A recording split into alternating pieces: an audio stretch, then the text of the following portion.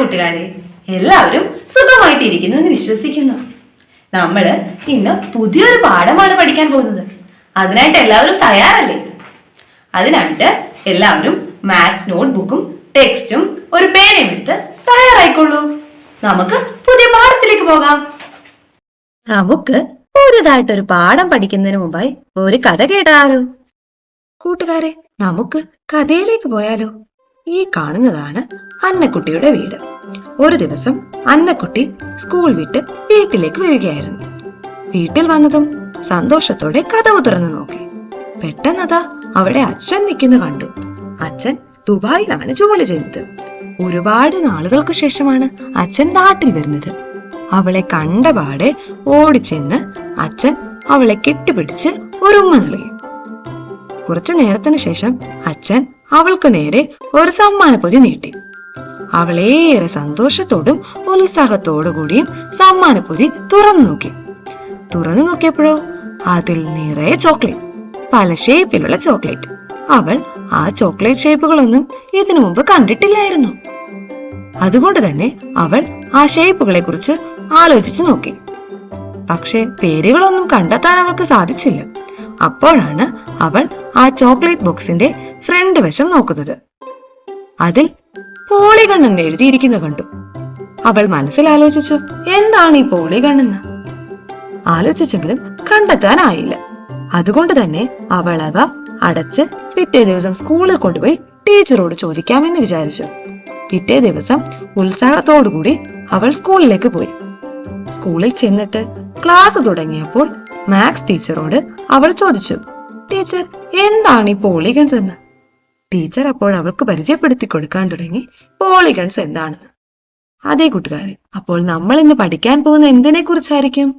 പോളിഗൺസിനെ കുറിച്ചാണ്. എന്തിനെ കുറിച്ചാണ്? പോളിഗൺസിനെ കുറിച്ചാണ്. അതെ, നമുക്ക് പോളിഗൺസ് എന്താണെന്ന് നോക്കിയാലോ? അടുത്തായിട്ട് നമ്മൾ നോക്കാൻ പോകുന്നത് പോളിഗൺസ് എന്ന് വെച്ചാൽ എന്താണ്? പോളിഗൺ എന്ന് വെച്ചാൽ polygon is a closed figures formed by 3 or more straight line segments. മൂന്നിൽ കൂടുതലോ സ്ട്രെയിറ്റ് ലൈൻ സെഗ്മെന്റുകൾ ജോയിൻ ചെയ്തുണ്ടാകുന്ന ക്ലോസ്ഡ് ഫിഗേഴ്സിനെയാണ് നമ്മൾ പോളിഗൺ എന്ന് പറയുന്നത്. പോളിഗൺ എന്ന് വെച്ചാൽ മൂന്നിൽ കൂടുതൽ എത്ര വേണമെങ്കിലും ആവാം. മിനിമം 3 എണ്ണം വേണം. മൂന്നിൽ കൂടുതലോ സ്ട്രെയിറ്റ് ലൈൻ സെഗ്മെന്റുകൾ ജോയിൻ ചെയ്തുണ്ടാകുന്ന ക്ലോസ്ഡ് ഫിഗേഴ്സിനെയെല്ലാം നമ്മൾ പോളിഗൺ എന്ന് പറയുന്നു. നമുക്ക് കുറച്ച് എക്സാമ്പിളുകൾ നോക്കിയാലോ? ആദ്യമായി തന്നെ ആദ്യത്തെ ഫിഗർ എന്താണ്? Yes, triangle. ട്രയാങ്കിൾ അറിയാത്തവരായി നമ്മുടെ കൂട്ടത്തിൽ ആരുമില്ലല്ലോ. പിന്നീട് കാണിക്കുന്ന ഇതെന്താണ്? യെസ്, റെക്റ്റാങ്കിൾ അല്ലെ? റെക്റ്റാങ്കിളിന് എത്ര സൈഡ്സ് ഉണ്ട്? 4 സൈഡ്സ്. ട്രയാങ്കിളിന് എത്ര സൈഡ്സ് ഉണ്ട്? 3 സൈഡ്സ്. അപ്പം ട്രയാങ്കിൾ എന്ന് പറയുന്നത് ഏറ്റവും ചെറിയ ഒരു പോളിഗൺ ആണ്. മൂന്നിൽ കൂടുതലോ സ്ട്രെയിറ്റ് ലൈൻ സെഗ്മെന്റുകളുള്ള ക്ലോസ്ഡ് ഫിഗേഴ്സിനെയല്ലേ നമ്മൾ പോളിഗൺ എന്ന് പറയുന്നത്. ട്രയാങ്കിളിന് 1, 2, 3 സ്ട്രെയിറ്റ് ലൈൻ സെഗ്മെന്റുകൾ ജോയിൻ ചെയ്തുണ്ടാക്കിയ ഒരു ക്ലോസ്ഡ് ഫിഗർ ആണ് ട്രയാങ്കിൾ എന്ന് പറയുന്നത്. അപ്പോൾ ട്രയാങ്കിൾ എന്താണ്? ഒരു പോളിഗൺ ആണ്. അടുത്തായിട്ടുള്ള റെക്റ്റാങ്കിളിന് എത്ര സൈഡ്സ് ഉണ്ട്? അല്ലെങ്കിൽ എത്ര സ്ട്രെയിറ്റ് ലൈൻ സെഗ്മെന്റുകൾ ജോയിൻ ചെയ്താണ് ട്രയാങ്കിൾ ഉണ്ടാക്കിയിരിക്കുന്നത്? യെസ്, 4. 1, 2, 3, 4. 4 സ്ട്രെയിറ്റ് ലൈൻ സെഗ്മെന്റുകൾ ജോയിൻ ചെയ്തുണ്ടാക്കിയിരിക്കുന്ന ക്ലോസ്ഡ് ഫിഗർ ആയിട്ടുള്ള ഒരു പോളിഗൺ ആണ് റെക്റ്റാങ്കിൾ എന്ന് പറയുന്നത്. മനസ്സിലായോ? നമുക്ക് ഇനി 2 പിക്ചറുകളെ തന്നിട്ട് അവ പോളിഗൺസ് ആണോ നോക്കിയാലോ? Check whether these 2 figures are polygon. Check ചെയ്ത് നോക്കിയാലോ? ആദ്യം കാണിച്ചിരിക്കുന്ന എ എന്ന് പറയുന്ന ചിത്രം കണ്ടോ നിങ്ങൾ? രണ്ടാമത് കാണിച്ചിരിക്കുന്ന ബി കണ്ടോ? നമുക്ക് എയും ബിയും പോളിഗൺ ആണോ എന്ന് നോക്കാം. എ എന്ന് പറയുന്ന ചിത്രത്തിൽ എത്ര സ്ട്രെയിറ്റ് ലൈൻ സെഗ്മെന്റ്സ് ഉണ്ട്? യെസ്, 6. 1, 2, 3, 4, 5, 6. 6 സ്ട്രെയിറ്റ് ലൈൻ സെഗ്മെന്റുകൾ ജോയിൻ ചെയ്തുണ്ടാക്കിയിരിക്കുന്ന ഒരു ഫിഗർ ആണ് ചിത്രത്തിൽ കാണിച്ചിരിക്കുന്ന എ. എ ക്ലോസ്ഡ് ആണോ? അതെ. അപ്പോൾ നമുക്ക് എ എന്താണെന്ന് പറയാൻ പറ്റും? ഒരു പോളിഗൺ ആണെന്ന് പറയാൻ പറ്റും. എ എന്ന് പറയുന്ന ചിത്രത്തിൽ 6 സൈഡ്സ് അല്ലെങ്കിൽ 6 ലൈൻ സെഗ്മെന്റുകൾ ഉണ്ട്. മാത്രമല്ല എ എന്ന് പറയുന്ന ചിത്രം ക്ലോസ്ഡ് ഫിഗറുമാണ്. അപ്പോൾ എ എന്ന് പറയുന്ന ചിത്രം എന്താണ്? ഒരു പോളിഗൺ ആണ്. ബി എന്ന് പറയുന്ന ചിത്രത്തിൽ എത്ര സ്ട്രെയിറ്റ് ലൈൻ സെഗ്മെന്റ്സ് ഉണ്ട്? 1, 2, 3, 4, 5. 5 സ്ട്രെയിറ്റ് ലൈൻ സെഗ്മെന്റ്സ് അല്ലെങ്കിൽ 5 സൈഡ്സ് ഉണ്ട്. അവ ക്ലോസ്ഡ് ആണോ? അല്ല, അതെ, അവ ഓപ്പൺ ആണ്. അപ്പോൾ ബി എന്ന് പറയുന്ന ചിത്രം ഒരു പോളിഗൺ ആയിരിക്കുമോ? അല്ല, അതെ, it contain 5 sides or 5 line segment. It is an open figure. Therefore, it is a not polygon. അല്ലേ? നമുക്ക് നോക്കിയാലോ എങ്ങനെയാണ് പോളിഗൺസിന് പേര് നൽകുന്നതെന്ന്. How polygons are named. A polygon is named according to the number of its line segment.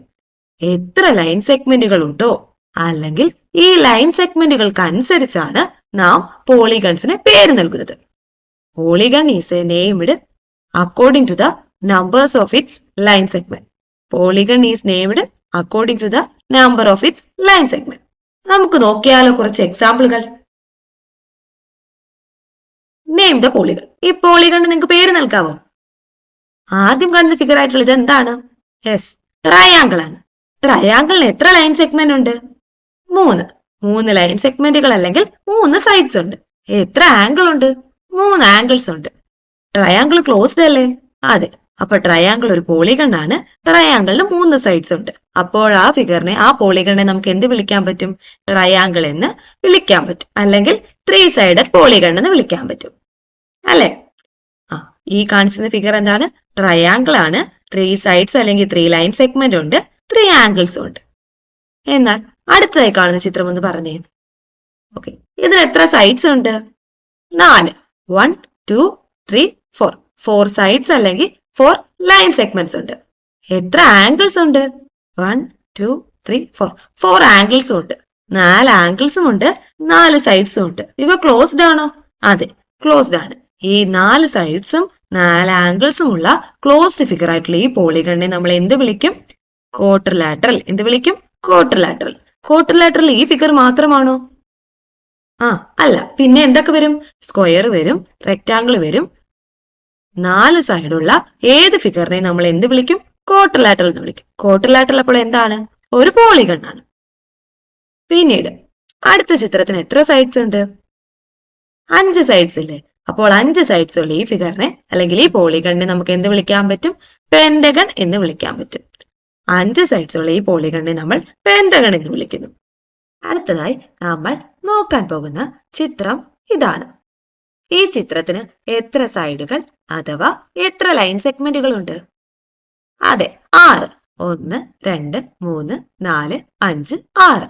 6 line സെഗ്മെന്റുകൾ അഥവാ 6 sides join ചെയ്തുണ്ടാക്കിയിരിക്കുന്ന ഒരു polygon ആണ് ഇതിന്. 6 സൈഡ്സ് ഉള്ളത് കൊണ്ട് തന്നെ നമുക്ക് ഇതിനെ ഹെക്സഗൺ എന്ന് പറയാം. എന്ത് പറയാം? ഹെക്സഗൺ എന്ന് പറയാം. 6 സൈഡുകൾ ഉള്ളത് കൊണ്ടാണ് നാം ഇതിനെ ഹെക്സഗൺ എന്ന് പറയുന്നത്. പോളിഗൺസിന് സാധാരണയായി പേര് നൽകുന്നത് അവയുടെ സൈഡുകൾക്ക് അനുസരിച്ചാണ്. 7 സൈഡ് ഉണ്ടെങ്കിൽ നമുക്ക് അതിനെ 7 സൈഡഡ് പോളിഗൺ എന്ന് പറയാം. സൈഡുകൾ കൂടുന്നതിനനുസരിച്ച് സൈഡുകളുടെ എണ്ണം വെച്ച് നമുക്ക് പോളിഗൺസിന് പേരിടാം. കുട്ടികളെ, നമ്മൾ എന്താണ് പോളിഗൺ എന്ന് പഠിച്ചില്ലേ? എങ്ങനെയാണ് പോളിഗൺസിന് പേര് നൽകുന്നതെന്നും പഠിച്ചില്ലേ? നാം നമ്മുടെ ജീവിതത്തിൽ ഒരുപാടിടങ്ങളിൽ പോളിഗൺസ് കാണാറില്ലേ? നാം പഠിച്ച പോളിഗൺ ആയ ട്രയാങ്കിൾ, സ്ക്വയർ അല്ലെങ്കിൽ ക്വാഡ്രിലാറ്ററൽസ്, പെന്റഗൺ, ഹെക്സഗൺ എന്നിവ ജീവിതത്തിൽ എവിടെയൊക്കെയാണ് കാണുന്നതെന്ന് നോക്കിയാലോ? ശ്രദ്ധിച്ചു നോക്കണേ.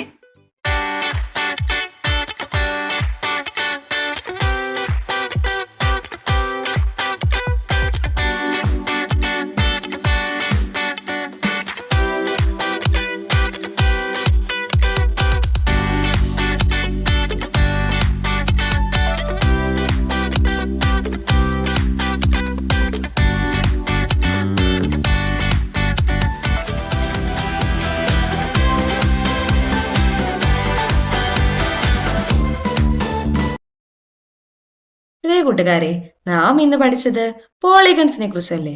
നമുക്ക് ഒന്നും കൂടെ പോളിഗൺസിനെ കുറിച്ച് പഠിച്ച കാര്യങ്ങളൊന്ന് ഓർത്തു നോക്കാം. എന്താണ് പോളിഗൺസ് എന്നാണ് നാം പഠിച്ചിരിക്കുന്നത്? Polygon is a closed figures formed by 3 or more straight line segments. 3 3ൽ കൂടുതലോ സ്ട്രെയിറ്റ് ലൈൻ സെഗ്മെന്റ്സ് ജോയിൻ ചെയ്തുണ്ടാകുന്ന ക്ലോസ്ഡ് ഫിഗേഴ്സിനെയാണ് നമ്മൾ പോളിഗൺ എന്ന് പറയുന്നത്. ഏതൊക്കെ പോളിഗൺ ആണ് നമ്മൾ പഠിച്ചത്? Triangle, quadrilateral, pentagon, hexagon. ഇനിയും ഒരുപാട് പോളിഗൺസ് ഉണ്ട്. പോളിഗൺസിന് നാം എങ്ങനെയാണ് പേര് നൽകിയിരുന്നത്? Polygons are named according to the number of it sides. പോളിഗൺസിന്റെ സൈഡ്സിനനുസരിച്ചാണ് നാം അവയ്ക്ക് പേര് നൽകിക്കൊണ്ടിരുന്നത്. ഇന്നത്തെ ക്ലാസ്സിൽ പഠിച്ച കാര്യങ്ങളെല്ലാം നിങ്ങൾക്ക് മനസ്സിലായി എന്ന് വിശ്വസിക്കുന്നു. നമുക്ക് എന്നാൽ ഒരു ഹോംവർക്ക് ക്വസ്റ്റ്യൻ ചെയ്തു നോക്കാം. Homework: draw polygons with 7, 8, 9 and 10 sides. 7, 8, 9, 10 എന്നീ സൈഡുകളുള്ള പോളിഗൺസ് വരയ്ക്കുക. എല്ലാവരും ഹോംവർക്ക് ചെയ്യണേ. പോളിഗൺസിനെ കുറിച്ചുള്ള കൂടുതൽ വിവരങ്ങൾ വരും ക്ലാസ്സുകളിൽ നമുക്ക് ഡിസ്കസ് ചെയ്യാവുന്നതാണ്.